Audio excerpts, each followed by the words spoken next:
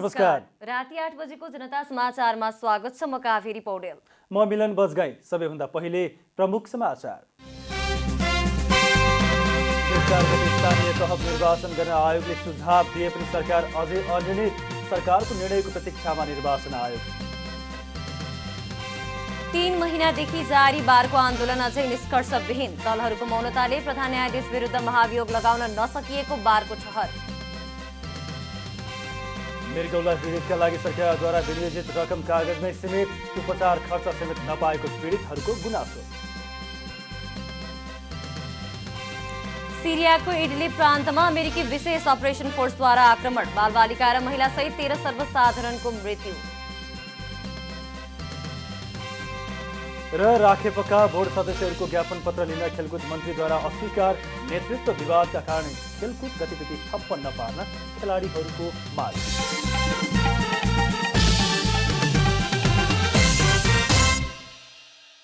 अब पुरा समाचार।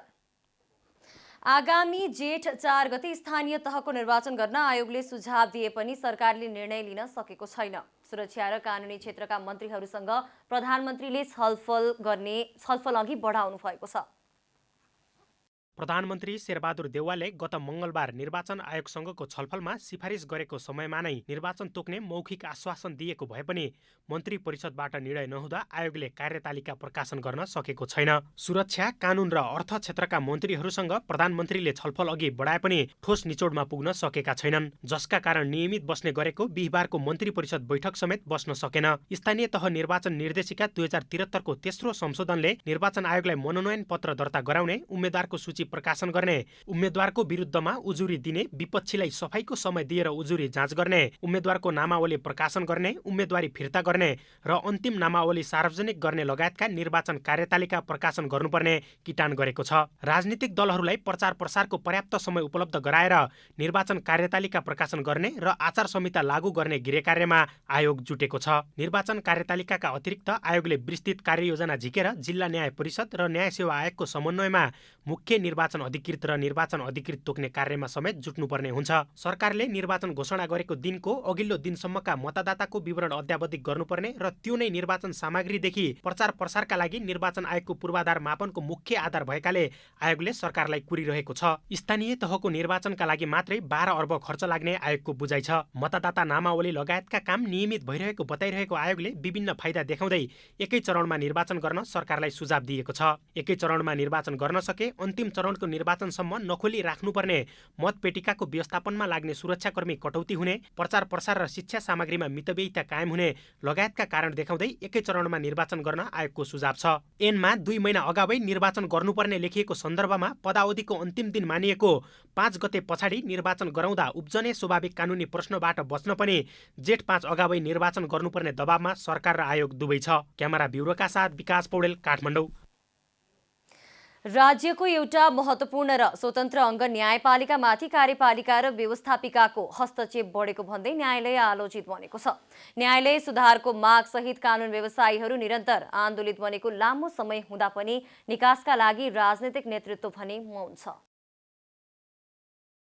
कानुन व्यवसायीको छाता संगठन नेपाल बार एसोसिएसनले न्यायालयको सुधारका लागि भन्दै गत कार्तिक पहिलो साताबाट सुरु गरेको आन्दोलन बिहीबार 96 दिनसम्म आइपुग्दा पनि जारी नै छ। पछिल्लो समय कोरोना संक्रमणको जोखिमलाई ध्यानमा राखेर बारले भर्चुअल रूपमा आन्दोलनलाई निरन्तरता दिँदै आएको छ। न्यायालय सुधारका लागि पहिलो शर्त प्रधान न्यायाधीश सोलिन्द शमशेर जबराको राजीनामालाई बटम लाइन बनाएको बारले यसअघि आफूले पटक पटक दिँदै आएको सुझाव कार्यान्वयन नभएको आरोप लगाउँदै आएको छ। प्रधान न्यायाधीश जबरा संवैधानिक दायित्वबाट विमुख भएको र न्यायालय सुधारको बाधक बनेको नेपाल बार एसोसिएसनको ठहर छ। न्यायाधीशको विश्वासमाथि प्रश्न उठेपछि राजीनामा दिनुपर्ने विश्वव्यापी अभ्यासलाई प्रधान न्यायाधीशले स्वीकार्न नसकेको कानुन व्यवसायीहरूको भनाइ छ।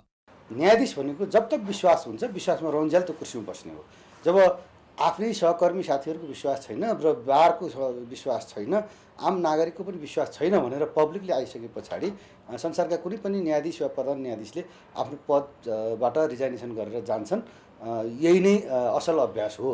यो अभ्यासमा वर्तमान प्रधान न्यायाधीश चुक्नु हो। पछिल्लो समय न्याय सेवा आयोगदेखि फुलकोटको बैठक प्रधान न्यायाधीशको प्रत्यक्ष सहभागितामा बस्न सकिरहेको छैन। प्रधान न्यायाधीशको तजबिजको अधिकार कटौतीलाई बारले आफ्नो आन्दोलनको उपलब्धिका रूपमा लिएको छ। साथै प्रधान न्यायाधीशलाई महाभियोग लगाउन पर्याप्त प्रमाण हुँदाहुँदै पनि राजनैतिक दलहरूको मौनताले दलहरू पनि दोषी छन् भन्ने पुष्टि गरेको छ। सर्वोच्च अदालतको न्यायाधीश हुने या प्रधान न्यायाधीश हुने व्यक्तिलाई राजनीतिक दलको नेताहरूको घर दैलो चार्ने र उनीहरूसँग हुने नहुने सम्झौता आज मलाई गरिदेऊ भोलि म तिमीलाई केही सहयोग गरिदिउँला भनेर चाहिँ के छ भने बाचा बन्धन बाँड्ने र बैना लिने दिने सम्मको परिस्थितिको निर्माण गर्यो र राजनीतिक दलका सबै दलका नेताहरू यसमा दोषी रहेछन् भन्ने कुरा यसबाट प्रमाणित हुन्छ। किनभने यदि हामीले उठाएका विषयहरू अत्यन्त गम्भीर विषय छन् र महाभियोग लगाउनको लागि पर्याप्त छन्। इतिहासमै पहिलो पटक प्रधान न्यायाधीश विरुद्ध कानुन व्यवसायीहरूले यति लामो समयसम्म आन्दोलन गरिरहेका छन्। तर निष्पक्ष र स्वतन्त्र हुनुपर्ने न्यायालयमाथि प्रश्न उठिरहेका बेला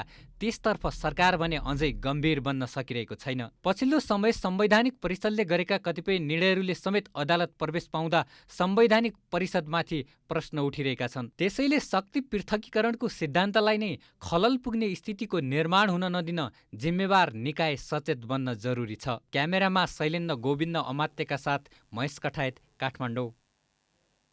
मृगौला पीडितको उपचारका लागि सरकारद्वारा विनियोजित रकम कागजमै सीमित भएको छ। सरकारले मृगौला प्रत्यारोपण गर्नका लागि सामान्यतया 3,50,000 देखि 5 लाख रुपैयाँसम्म उपचार खर्च दिने गरेको छ। तर कतिपय मृगौला पीडितले उपचार खर्च समेत नपाएको उनीहरूको गुनासो छ।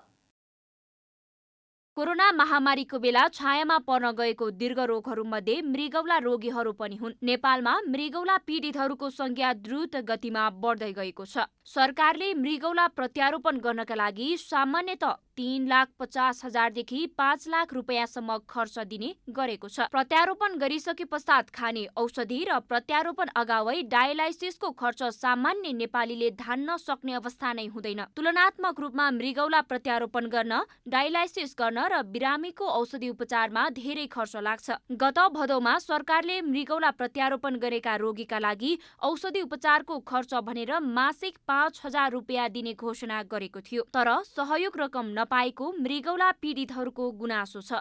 5,000 रुपियाँ हाम्रो नेपाल सरकारले चाहिँ डायलिसिस पेसेन्टलाई दिने भन्नुभएको थियो। अहिलेसम्म जे होस् हामीले चाहिँ पाइएको छैन। त्यो हल्ला मात्रै भयो, हल्लामै गयो। अहिलेसम्म हामीलाई त्यो नेपाल सरकारले दिनुभएको छैन। नेपाल सरकारले विपन्न नागरिक औषधि उपचार कोष मार्फत दीर्घ रोगको उपचारको लागि उपचार खर्च बापत बढीमा 5 लाखसम्म सहयोग गर्दै आएको छ। तर उपचार पश्चात लाग्ने औषधि खर्च, कोठा भाडा, आउन जान भाडा र उपत्यका बाहिरबाट आएका बिरामीलाई खाजा खान समेत धौधौ छ। त्यसकारण बिरामीहरूको लागि उपचार पछिको चरणहरू झनै कठिनपूर्ण रहेको आरोग्य फाउन्डेसनका संयोजक दिनेश थापाले बताउनुभयो। हाम्रो डायलिसिस सेवा केन्द्रीकृत छ नि त, सबै ठाउँमा डायलिसिस सेवा छैन, केन्द्रीकृत छ। धेरै बिरामी बाहिरको छन्, उनीहरूलाई कोठा भाडा बस्नु पर्यो। डायलिसिस भन्दा पनि बढी खर्च चाहिँ अन्य खर्च छ। जस्तै ट्याक्सीमा आउनु पर्यो भने राति आउने बिरामीलाई एउटै ट्याक्सी 1,500 देखि 2,000 रुपियाँ तिरेर आउने बिरामी पनि छन्। त्यस्तो बिरामीको खर्च। डायलिसिस फ्री भए पनि बिरामीलाई पूर्ण रूपमा सहज चाहिँ छैन, गाह्रो नै छ। बिरामीहरूलाई आर्थिक अभावका कारण औषधि खर्चको लागि घर जग्गा समेत धितोमा राखेर औषधि उपचार गर्नुपर्ने बाध्यता छ। आफ्नै गाउँठाउँमा नै उपचार रकम र सेवा सुविधा उपलब्ध गराएको खण्डमा विपन्न परिवारहरूलाई अन्य उपचार, औषधि र बसाइको क्रममा लाग्ने खर्चबाट राहत मिल्ने मृगौला पीडितहरूको भनाइ छ। डायलिसिस सेवा चाहिँ सबै ठाउँ उपलब्ध गराइदियो भने हाम्रो लागि सबभन्दा राम्रो उपाय चाहिँ त्यही हुन्थ्यो। किनभने हामीले अहिले इमर्जेन्सी गाह्रो भएको बेलामा डायलिसिस गर्ने समस्या छैन। आफ्नो हस्पिटल पनि तपाईँको भर्नेको बेलामा बेसी नै खाली हुँदैन। एकदम समस्या त्यही हो। त्यही हुनाले यो डायलिसिस सेवा चाहिँ सबै ठाउँमा उपलब्ध भयो भने चाहिँ एकदम राम्रो हुन्छ। कतिपय अस्पतालहरूमा उपकरणहरू पुरानो भइसकेको हुँदा डायलाइसिसमा समस्या हुने गरेको छ। यता सरकारले उपलब्ध गराउने सहयोग रकम बिरामीसम्म नपुग्नुमा सरकारको कमी कमजोरी हो कि सरकारवाला निकाय वा संस्थाको कमजोरी हो, यो विषयमा सम्बन्धित निकायले गहन रूपमा सोच्नुपर्ने अवस्था आएको छ। क्यामेरामा जेपी श्रेष्ठको साथमा राधिका तामाङको रिपोर्ट। नेपालमा हालसम्म 4.5 करोड मात्रा खोप भित्रिएको छ। नेपालमा हालसम्म Verocell, Covishield, AstraZeneca, Johnson and Johnson, Moderna र फाइजर खोप गरी 5 प्रकारका खोपको प्रयोग भएको छ। भारतबाट 10 लाख डोज कोभिसिल्ड खोप अनुदानमा उपलब्ध भएसँगै नेपाल सरकारले पहिलो चरणमा स्वास्थ्यकर्मी, सुरक्षाकर्मी, एम्बुलेन्स र सब वाहन चालक, सरसफाई कर्मीलाई खोप लगाउन सुरु गरेको थियो। पहिलो चरणमा 4,30,000लाई खोप लगाउने लक्ष्यसहित देशभर 66वटा जिल्लाका करिब 120 खोप केन्द्र तोकिएको थियो। यस्तै दोस्रो चरणको अभियानमा ज्येष्ठ नागरिक र दीर्घरोग भएका बिरामीहरूका लागि अभियान सञ्चालन गरिएको थियो। नेपालमा बिहिबारसम्म 3,27,24,839 मात्रा कोभिड-19 विरुद्धको खोप लगाइएको छ, जसमध्ये 1,73,02,787ले एक मात्रा, 1,49,27,898ले पूर्ण र 4,94,154 जनाले अतिरिक्त मात्रा लगाएका छन्। नेपालमा हालसम्म 4.5 करोड खोप भित्रिएको छ। भित्रिएको खोपमध्ये खरिद, अनुदान र कोभ्याक्स सुविधा अन्तर्गत कोभिड विरुद्धको खोप आएको छ, जसमध्ये खरिद गरेको भन्दा अनुदानबाटै धेरै छन्। बुस्टर डोजमा जानुको अर्थ पहिलो र दोस्रो डोज खोप लगाउन नागरिकले नपाउने होइन, हामी समानान्तर ढङ्गले जान्छौँ।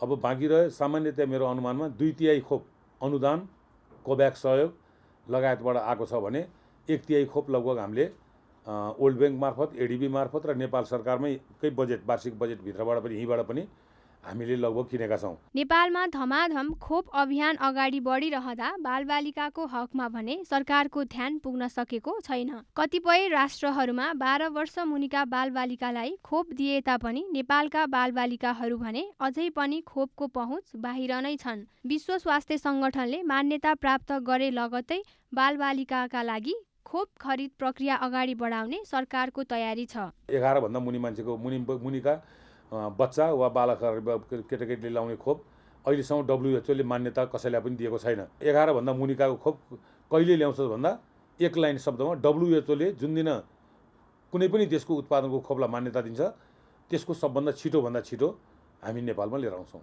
सरकारले सबै नागरिकलाई खोपको व्यवस्था गर्ने प्रतिबद्धता जनाए पनि कतिपय नागरिक भने अझै पनि खोपको पहुँच बाहिर छन्।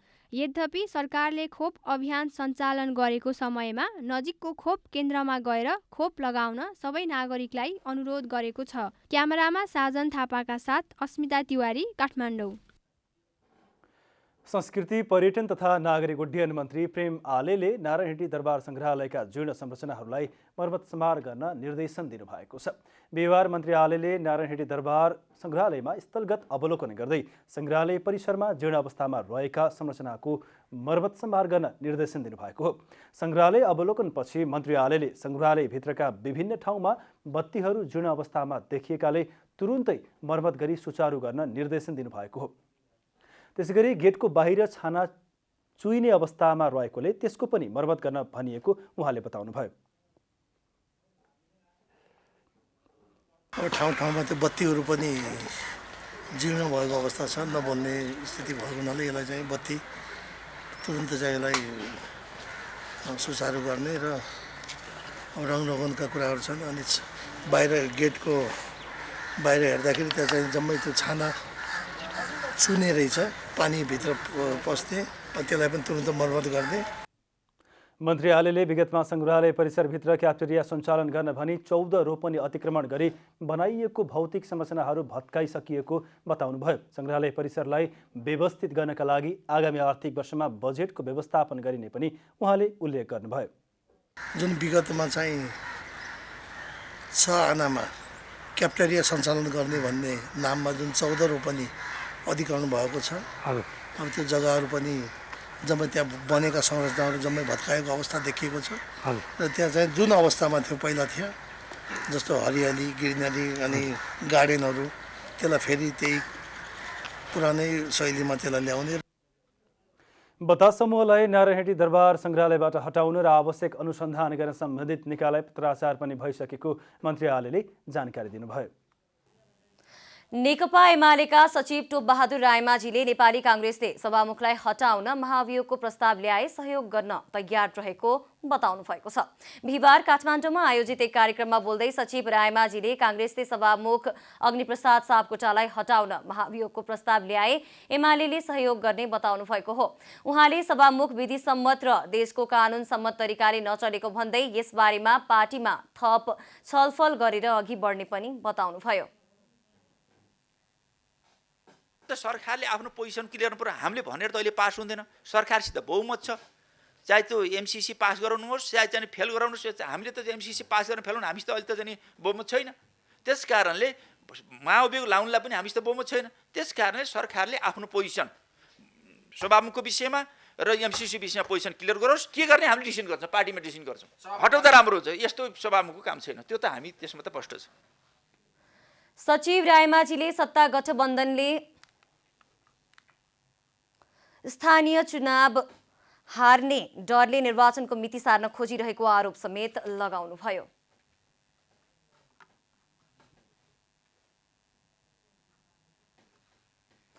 काठमाडौँ तराई मधेस द्रुत मार्गलाई निर्धारित समयमा सम्पन्न गराउनका लागि आवश्यक पर्ने थप रकम व्यवस्थापनका लागि संसदीय समितिले सरकारवाला मन्त्रालयहरूसँग छलफल गर्ने भएको छ।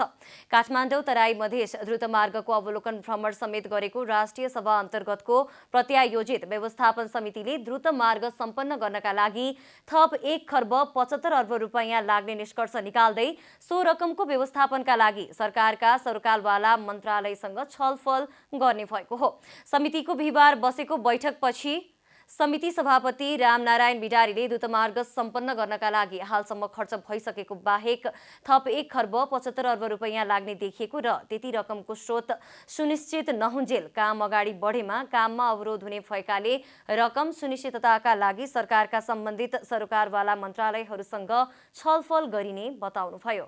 गर्न अहिले जति खर्च भइसक्यो त्यो खर्च बाहेक अब 1 खर्ब 75 अर्ब खर्च फेरि चाहिने कुरा रहेछ।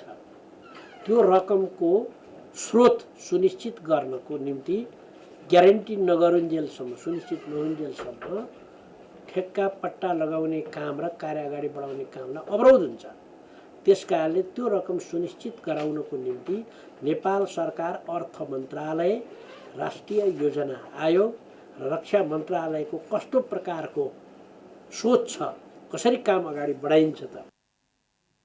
उहाँले विभिन्न मन्त्रालयहरूबीच समन्वय नभएका कारण काम गर्न ढिलाइ भइरहेको भन्दै सम्बन्धित मन्त्रालयहरूसँग छलफल गरी आगामी दिनमा समितिले निर्देशन दिने बताउनुभयो। लिच्छवीकालीन गोकर्णेश्वर महादेव मन्दिरको जीर्णोद्धार तथा छाना निर्माण कार्य अन्तिम चरणमा पुगेको छ। विक्रम सम्वत 2072 सालको भूकम्पका कारण क्षतिग्रस्त मन्दिरमा झिङ्गटीको छाना हटाई तामाको छाना हाली सुनको जलप लगाउने काम भइरहेको छ। काठमाडौँ उपत्यकाको उत्तर पूर्वमा अवस्थित ऐतिहासिक गोकर्णेश्वर महादेव मन्दिरको जीर्णोद्धार गरी तामाको पाताले छाउन पुरातत्व विभागले सहयोग गरेको छ। मन्दिरलाई अझ सुरक्षित र आकर्षक बनाउन स्थानीय तह, सङ्घ संस्था र भक्तजनको प्रयासमा छानामा सुनको जलप लगाइएको हो। नगरपालिकाबाट 6 करोड 50 लाख करसहित 6 करोड 50 लाख आयो। 1 करोड रुपियाँ हामीले महानगरपालिकाले दियो। त्यसमध्ये 50 लाख आउनु बाँकी छ, नगरमा आइसकेको छ। यी अरू स्रोत चाहिने हामीले जनताबाटै भक्तजनहरूले दिइरहनु भएको छ। अहिलेसम्म नि हामीलाई बढीमा 25,51,000सम्म दान गर्नुभयो दान गर्ने दाताहरूले। शिवपुरीबाट बगी आउने बागमतीको किनारमा गोकर्ण वा गाईको कान जस्तै स्वरूपमा स्थापना गरिएको प्राचीन गोकर्ण नगरीका रक्षकका रूपमा गोकर्णेश्वर महादेवको स्थापना गरिएको पाइन्छ। हरिणको सिङबाट बनेको मानिने यहाँको शिवलिङ्गलाई महालिङ्ग भनिने पुराणमा उल्लेख छ। जब शिवजी वनविहार गर्नको लागि मृगरूप भएर हिँड्नु भएको थियो तस समयमा चाहिँ ब्रह्मा विष्णु र इन्द्रले उहाँलाई समात्न जानुभयो। समात्न जाने क्रममा चाहिँ उहाँको सिङमा हात पर्यो र ब्रह्माको हातमा एउटा सिङको टुक्रा पर्यो, विष्णुको हातमा अर्को सिङको टुक्रा पर्यो, इन्द्रको हातमा एउटा सिङको टुक्रा पर्यो र त्यो सिङको टुक्रा चाहिँ उहाँहरूले चाहिँ प्रायश्चित गर्नलाई के गरौँ त भन्दाखेरि अनि शिवजी प्रकट भएर यो तिमीहरूलाई दोष लाग्दैन, त्यो चाहिँ फलान फलान ठाउँमा राख भनेर भन्नुभयो। भन्दाखेरि विष्णुको पातालमा अवस्थित छ, इन्द्रको स्वर्गमा छ भनेपछि ब्रह्माजीले चाहिँ यो मर्त्यमण्डल अथवा पृथ्वीको चाहिँ सृष्टि गर्नुभएको कारणले गर्दा उहाँको हातको चाहिँ म पृथ्वीमा राख्नुपर्छ भन्ने कुरा भएर त्यो चाहिँ गोकर्णमा भनेर राखियो। गोकर्णेश्वर महादेव मन्दिरको संरक्षण गरी यसको सुन्दरता र प्रसिद्धि प्रसार गर्ने उद्देश्यले छानामा सुनको जलप लगाइएको बताइन्छ। अब अहिलेसम्म हामीले काम सुरु गरेदेखि हालसम्म 15 किलो 162 ग्राम सुन आयो र 5500 स्क्वायर काम भयो। अब अलिअलि हाम्रो काम सुन पनि बाँकी छ, काम पनि बाँकी छ। तामाको पातामा पारो मिसाई सुनको जलप लगाउने परम्परागत विधि नेपालमा मात्र जीवित रहेको र यसरी लगाइएको स्वर्ण जलप 300 वर्षसम्म चम्किरहने बताइन्छ। अब यो सुनको विधि भनेको जुन अहिले हामीले नेपालको परम्परागत शैलीमा लगाउने गरेका छौँ, यो विश्वको कुनै पनि ठाउँमा अरू देशमा छैन र नेपालमा मात्रै यो हालसम्म प्रचलित छ। यो चाहिँ अध्ययन अनुसार विगत लिस्पी कालदेखि नै चलन चल्तीको एउटा तरिका हो यो। अब 200-400 वर्षसम्म रहन्छ कि भन्ने चाहिँ हामीले धारणा राखेका छौँ र रहन्छ पनि भन्ने हामीलाई विश्वास पनि छ, मलाई विश्वास लागेको छ। विगतमा झार उम्रिने गरी जीर्ण भएको झिँगटी हटाई नवीन र सुन्दर छाना निर्माण गरिएपछि मन्दिर थप सुरक्षित र सुन्दर बन्ने हुँदा आगामी दिनमा गोकर्णेश्वर महादेवको दर्शन गर्न आउने भक्तजन र पर्यटकको सङ्ख्या वृद्धि हुने विश्वास गरिएको छ। क्यामेरामा शैलेन्द्र गोविन्द अमात्य र जेपी श्रेष्ठका साथमा नारायण भण्डारी, गोकर्ण, काठमाडौँ। सरकारको गलत नीतिका कारण नेपालको सौन्दर्य उद्योग व्यवसाय नै बन्द हुने अवस्थामा पुगेको सौन्दर्य व्यवसायीहरूले बताएका छन्। सरकारले सौन्दर्य व्यवसायीहरूसँग समन्वय बिना आयात रोक्ने नीति ल्याएको भन्दै सौन्दर्य व्यवसायीहरूले सौन्दर्यका सामान आयात बन्द हुँदा समग्र उद्योग नै बन्द हुने अवस्थामा पुगेको बताएका छन्। सौन्दर्य कला व्यवसायी सङ्घकी अध्यक्ष कमला श्रेष्ठले कोरोना महामारीको कारण विगत 3 वर्षदेखि थला परेको नेपालको समग्र सौन्दर्य उद्योग नै सटर बन्द गर्ने अवस्था आएको बताउनुभयो।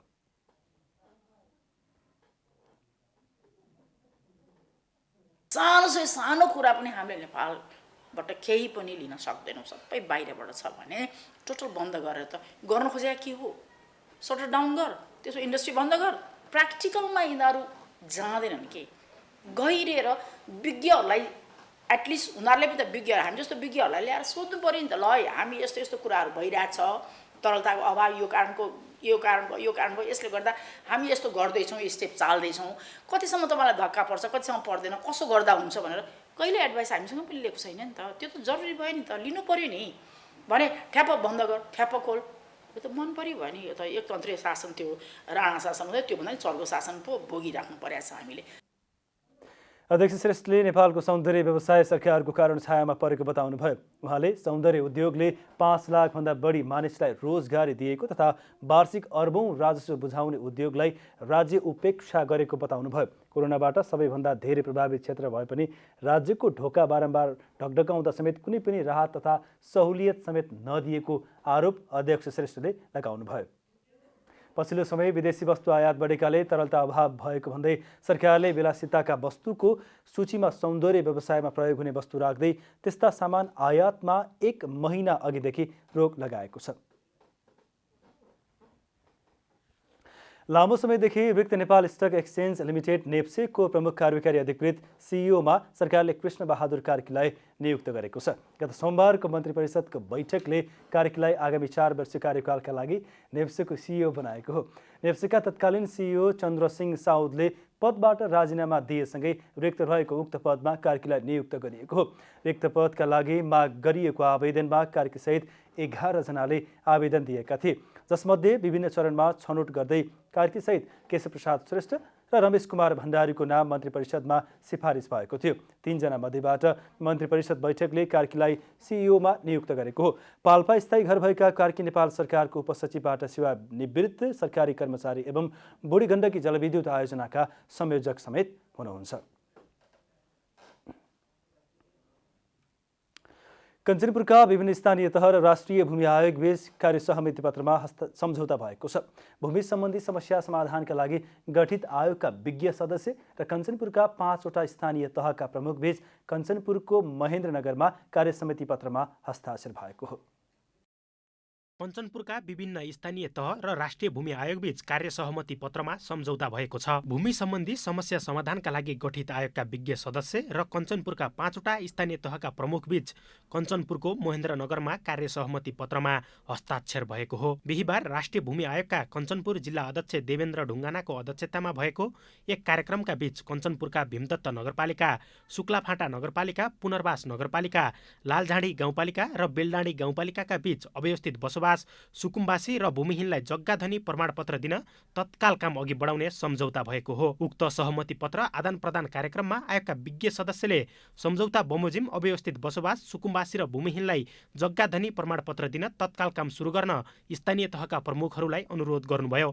सुकुम्बासी अव्यवस्थित बसोबासी आफ्नो आफ्नो क्षेत्रबाट राम्रोसँग पहिचान गरेर छिटो छरितो गर्नको लागि पहल गरिदिनु हुनेछ भन्ने आयोगले आशा राखेको छ। राष्ट्रिय भूमि आयोगका कञ्चनपुर जिल्ला अध्यक्ष देवेन्द्र ढुङ्गानाले पुनर्गठित यस भूमि आयोगले विगतको आयोगले गरेको कामलाई निरन्तरता दिँदै लाल पूर्जा वितरण गर्ने स्पष्ट पार्नुभयो। हरूको हकमा मात्रै हामी चाहिँ पुनः निवेदन दर्ताको निम्ति हामी सूचना निकाल्छौँ र अब चाहिँ जो पहिला अन्तिम चरणमा पुगेका फाइलहरू छन् त्यो फाइलहरू हामीले हेर्न बाँकी छ। ती फाइलहरू हेर्छौँ, त्यसमा कहाँ के समस्या छ, समस्या छैन भने हामी पूर्जा वितरणका लागि तुरुन्तै त्यो प्रोसेसमा लाग्छौँ। सहमति पत्रमा हस्ताक्षर गर्दै शुक्लाफाँटा नगरपालिकाका नगर प्रमुख दिलबहादुर ऐरीले सम्झौता अनुसार स्थानीय तहहरू काम गर्न तयार रहेको तर राष्ट्रिय भूमि आयोगको केन्द्र र जिल्ला आयोगले सक्रिय भएर काम र अनुगमन गर्नुपर्ने बताउनुभयो। 9 स्थानीय तह अब नापी गर्न तयार छौँ। हामी नापी खटाउँछौँ, उहाँ पनि सबै खटाउनुहुन्छ, हामी पनि खटाउँछौँ। त्यसैले अनुगमन गरेर जिल्ला आयोग पनि क्रियाशील हुनु पर्यो, केन्द्रीय आयोग पनि क्रियाशील हुनु पर्यो। यो जनतासँग जोडिएको सवाल हो। वर्षौँदेखि कञ्चनपुर एलिएसका जग्गा पाएको छ, जग्गा छ तर जग्गाधनी प्रमाणपत्र छैन। कञ्चनपुरका 9वटा स्थानीय तहमध्ये 4वटासँग योभन्दा पहिले नै सहमति पत्रमा हस्ताक्षर भइसकेको छ। भूमि सम्बन्धी ऐन 2076 को 8औं संशोधन 2076 माघ 28 मा लागू भएसँगै आयोगले सुरु गरेको काम गठबन्धनको सरकारले आयोग विघटन गरेपछि रोकिएको थियो। आयोग पुनर्गठन भएसँगै कामले तीव्रता पाउने आशा गरिएको छ। कञ्चनपुरबाट धर्मराज कठायतको रिपोर्ट। जनता समाचारमा अब आर्थिक समाचार। नेपाल राष्ट्र ब्याङ्कले वाणिज्य ब्याङ्कहरूसँग चालु आर्थिक वर्षको 6 महिना अवधिमा भएको 7 लाख माथिको कारोबार विवरण उपलब्ध गराउन निर्देशन दिएको छ। केन्द्रीय बैंकको बैंक सुपरिवेक्षण विभागले माघ 18 गते 2078 साउन 1 गतेदेखि पुस 30 गतेसम्मको 7 लाख रुपैयाँ भन्दा माथिको कारोबार विवरण उपलब्ध गराउन सबै वाणिज्य ब्याङ्कको प्रमुख कार्यकारी अधिकृतलाई निर्देशन दिएको हो। सुपरिवेक्षण विभाग अन्तर्गतको सम्पत्ति शुद्धिकरण अनुगमन इकाइद्वारा जारी पत्रमा वाणिज्य ब्याङ्कहरूले 7 लाख रुपैयाँ भन्दा बढीको नगद कारोबार गर्ने व्यक्तिको खाता नम्बर, खातावालाको नाम, कारोबार रकम, कारोबारको भुक्तानी प्रकार, कारोबार मिति, सीबीएस सम्बन्धी टिप्पणी समेत उल्लेख गरी माघ 24 गतेसम्ममा इमेल मार्फत पठाउन भनिएको छ। सन् 2022 को जनवरीमा 17,000 पर्यटकले नेपाल भ्रमण गरेका छन्। नेपाल पर्यटन बोर्डको तथ्याङ्क अनुसार नेपाल भित्रिने पर्यटकको संख्या सन् 2021 को पहिलो महिनाको भन्दा दोब्बरले बढेको हो। कोरोना महामारीका बावजुद पनि जनवरीमा हवाई मार्ग हुँदै 16,975 जना पर्यटक नेपाल आएका हुन्। नेपाल आउने मध्ये सबैभन्दा बढी भारतीय छन्। भारतपछि सबैभन्दा बढी अमेरिकाबाट 3,257 जना आएका छन्।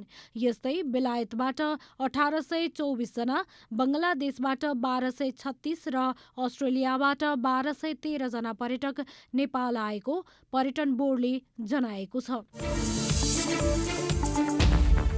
सरकारले वैदेशिक रोजगारीबाट फर्केका युवालाई स्वरोजगारीमा प्रोत्साहन गर्ने उद्देश्यका साथ अब पुरस्कृत गर्ने भएको छ। श्रम, रोजगार तथा सामाजिक सुरक्षा मन्त्रालयले एक सूचना प्रकाशित गरी पुरस्कारका लागि वैदेशिक रोजगारबाट फर्केर उद्यम गरेका व्यक्तिसँग आवेदन आह्वान गरेको छ। वैदेशिक रोजगारीबाट फर्किएर स्वदेशमा उद्यम गरी राष्ट्रिय उत्पादन र रोजगारीमा योगदान गरिरहेका उद्यमीले आगामी फागुन 10 गतेभित्र आवेदन दिन सक्ने मन्त्रालयले जनाएको छ। कामदार भिसामा विदेश गई कम्तीमा 1 वर्ष काम गरी फर्किएको, वैदेशिक रोजगारीबाट फर्केर व्यवसाय सञ्चालन गरेको, न्यूनतम 1 वर्ष पूरा भएको र विगत 5 वर्षभित्र श्रम मन्त्रालयबाट पुरस्कार प्राप्त नगरेका व्यक्तिले आवेदन गर्न सक्ने सूचनामा उल्लेख। जनता समाचारमा अब खेलकुद समाचार।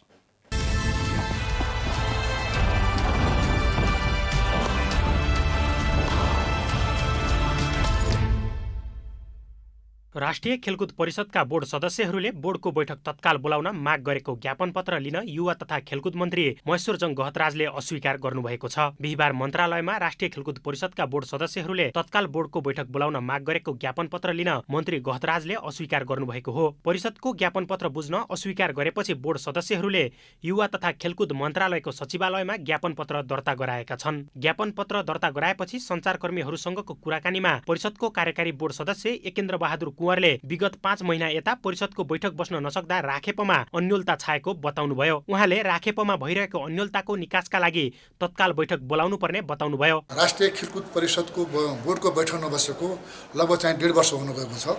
त्यस कारणले गर्दा यो बोर्डको बैठक छिटोभन्दा छिटो चाहिँ बस्नुको निम्ति हामीले उहाँलाई अनुरोध गरेका छौँ र लिखित रूपमा हामीले चाहिँ उहाँलाई निवेदन पनि दिएका छौँ। त्यस्तै नेपाल खेलकुद महासङ्घका अध्यक्ष रमेश पौडेलले परिषदमा अहिले कर्मचारीहरूले तलब खान नपाउने परिस्थिति बन्नुको कारण खेलकुद मन्त्रीको अकर्मण्यता भएको आरोप लगाउनुभयो। उहाँले राखेपले 9औं राष्ट्रिय खेलकुद आयोजना गर्नुपर्ने भए पनि मन्त्रीका कारण लथालिङ्ग भइरहेको बताउनुभयो। राष्ट्रिय खेलकुद परिषदमा अहिले कर्मचारीहरूले तलब खान नपाउने तहको परिस्थिति छ। खेल क्षेत्र चाहिँ अब 9औं राष्ट्रिय खेलकुद गर्नुपर्ने त्यो चाहिँ मन्त्रीको अकर्मण्यताका कारणले गर्दा लथालिङ्ग छ। उहाँले सदस्य सचिव हटाउनु भयो, सबै त्यो स्थिति छ। त्यो भएको कारणले बोर्डका सबै सदस्यहरूको माग के हुने छिटो बैठक होस् भन्ने छ। त्यो भएको कारणले उहाँ चाहिँ भेट्न चाहिराख्नु भएको छैन। यहाँ दर्ता गरेर यसलाई दर्ता गरेर तत्काल बैठक बोलाइयोस् भन्ने चाहिँ जोडदार सबैको माग छ र यो छिटो बैठक बोलाउनका लागि हामीले चाहिँ अपिल गरेका छौँ। अध्यक्ष पौडेलले विभागीय मन्त्रीको यस्तो व्यवहारले खेलाडीहरूको आत्मबल घट्दै गएको पनि बताउनुभयो।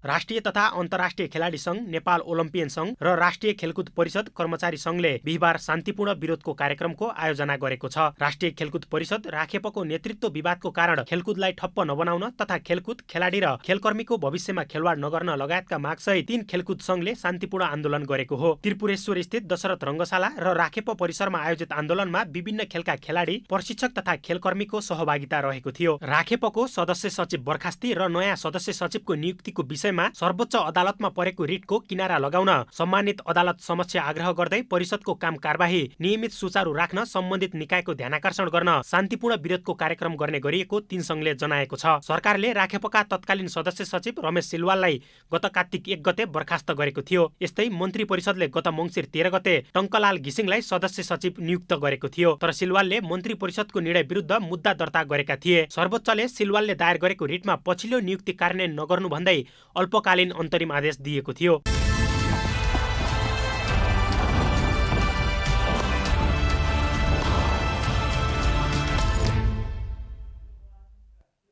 अब मौसम समाचार।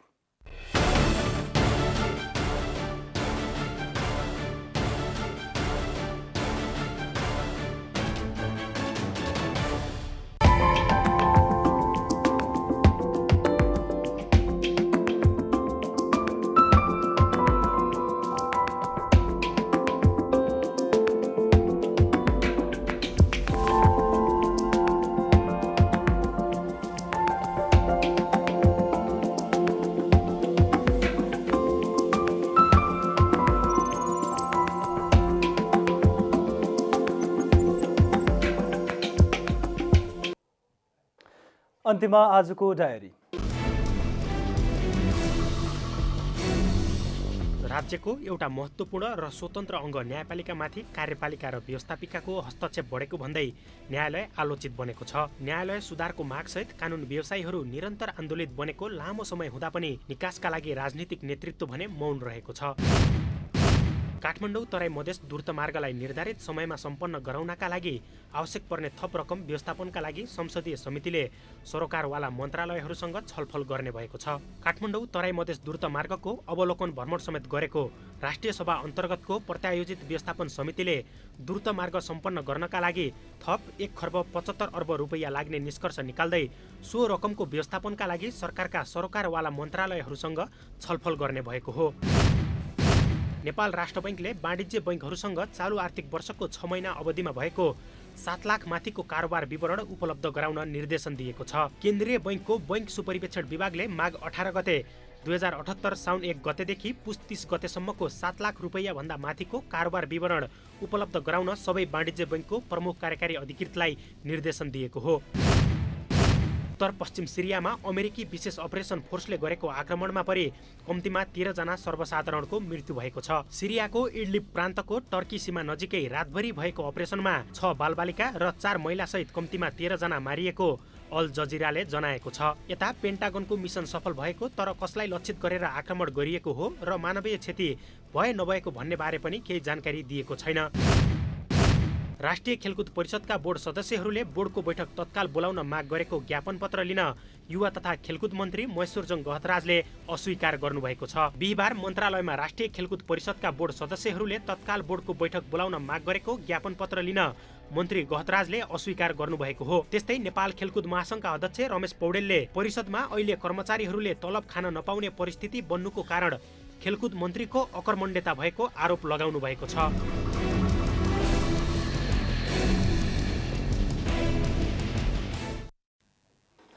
जनता समाचार अहिलेलाई यति नै। जनताद्वारा जनताका लागि प्रसारित जनता टेलिभिजनका कार्यक्रमहरू युट्युब, ट्विटर, फेसबुक र हाम्रो वेबसाइट जनतासमाचार.com मा पनि पढ्न र हेर्न सक्नुहुनेछ। नमस्कार।